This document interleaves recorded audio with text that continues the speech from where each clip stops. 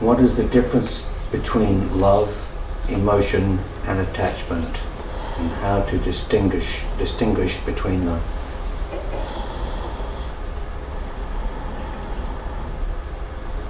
Love, emotion and attachment. It's an interesting question. Oftentimes those words are used interchangeably. Love, it's such a big question too. Love is mistakenly thought of as an emotion. It's often mistakenly thought of as something out there that I need to get and have from someone or something. Emotion, if we look at the word itself, emotion, you would have heard this before, energy in motion, that there's some kind of energy through the form that we label the emotion. So love itself isn't really emotion. There may be feelings, emotions, an upwelling of emotional sensation. Love itself is this wide open grace that has no real emotional quality, even though you may be moved to tears in love and gratitude. And attachment, you know, there's a lot of negative flack about attachment. And that's because people cling to things in the hope that it will give them something, and in this context, that it would give them love. So they cling to another person or a relationship, they cling to a job, they cling to an identity, they cling to things in the hope that somehow they will get what they perceive as lacking, fill them somehow. There's also a true attachment. This true attachment to this love that is everything, this that is consciousness living through and as this life, we could also call this love. So to be attached to this, to give our whole heart, our whole life to this, now that's a beautiful attachment. And then there's this that might be described as somehow in between. This where we do love another, we do have that upwelling of emotional feeling for another, and we feel attached. That love, that emotional upwelling that we call love, is really pointing us to this deeper love that is connecting everyone, that's connecting us. And so this attachment can both be beautiful and painful. You know, and I'm thinking of my son as well as I say this. When we love, we have this experience of new life and a child that comes, and this upwelling, we see reflected back consciousness alive in a little form. And that consciousness alive as the form grows and flourishes. And then in the case with my son, the form dies.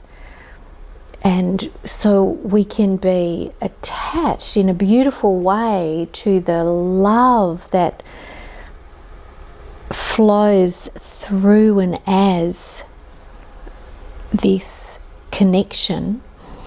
We can have attachment in an unhealthy way that causes untold pain. So, in a way, they're three separate things: love, emotion and attachment, that get lumped together mistakenly. So I don't know whether you want to ask more, whether that answers that question. I can't think of anything. How about you, Richard?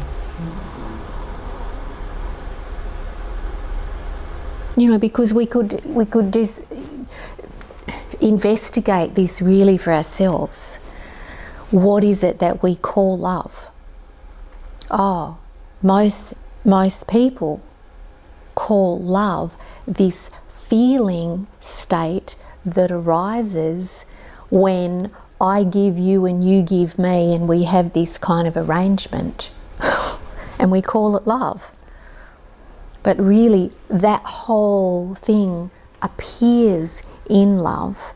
Even the dissolution of a relationship is appearing in love, appearing in awareness, appearing in consciousness. So this that we call love is a feeling state that comes and goes. The truth of love doesn't come and go. The truth of love isn't fickle. The emotion of love is usually dependent on a situation or a circumstance, a mood even. It's a fine day, I feel loving today. It's a cloudy, miserable day, I don't feel loving today. You know, it's fickle, but that isn't the truth of love. Love is this consciousness. So as human beings, we use words interchangeably that cause difficulty for the mind. If we stop entertaining the mind and open here, we find we open into the discovery of what love truly is. Whether there's an appearance of another in relationship or not. Because really we're in relationship with all of life, as we spoke about last week. And then attachment, as I said, you know, to be attached fully to this grace, this love, this that's consciousness itself. Some people would say to be fully attached to God, to be fully attached to Jesus, to be fully attached here to this unseen love. How beautiful. What an extraordinary life.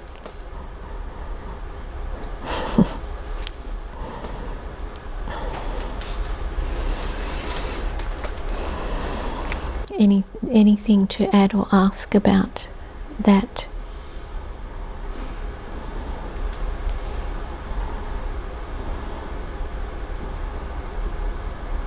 Well, if you're saying love's not an emotion, I can sense that.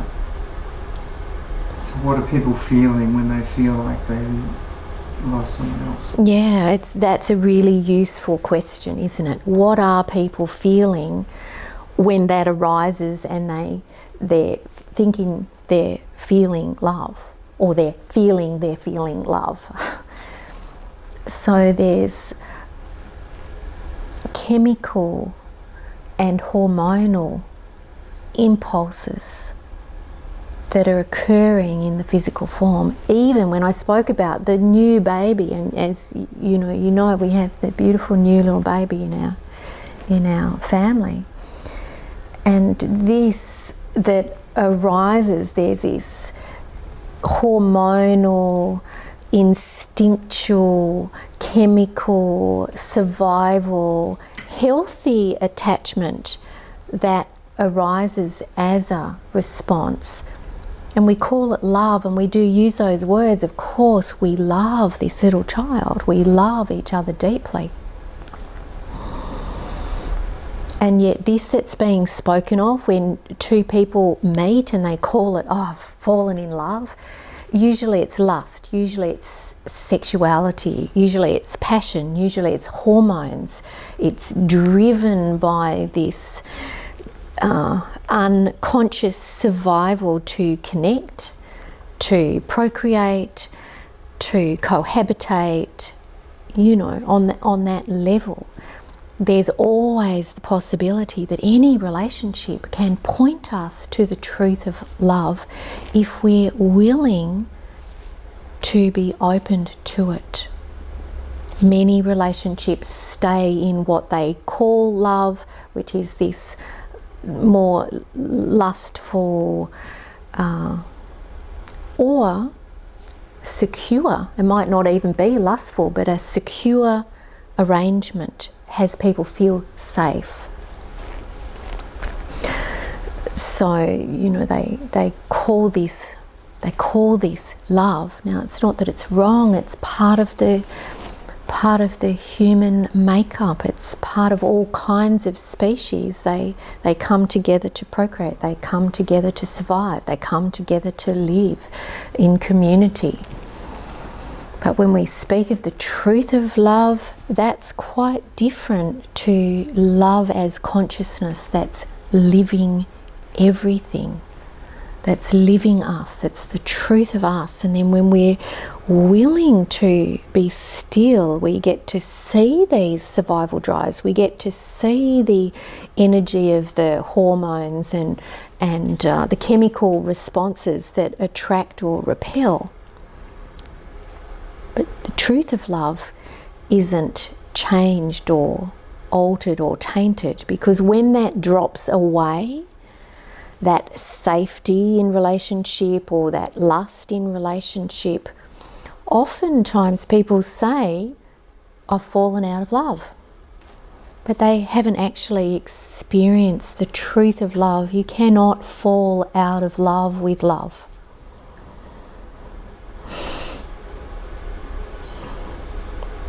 So that's, you cannot fall out of love with love.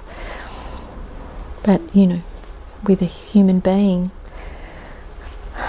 if we're projecting love onto them, then that can be absolutely disappointing, because it's not trustworthy. This love is trustworthy. And then when we're no longer wanting another person to fulfill that love in us, or for us, or be that for us, or that safety for us, or that companionship, or that community, or whatever that is that's deeper driving, when we give our attention to the truth of love, then our relationships flourish in an honest way, and our relationships may look quite different to what's expected or the norm in society. There's a deeper meeting.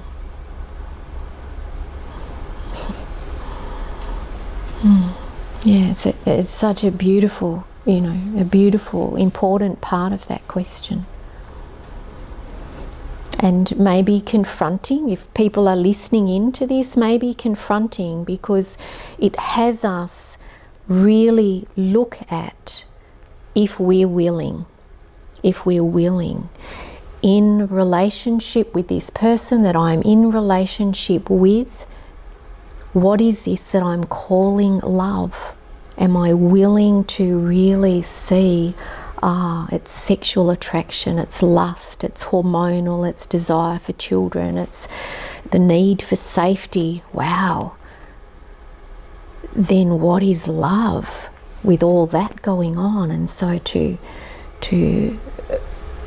open our awareness and discover more deeply than all of that what love is, and then see what's possible in the flourishing of the relationship.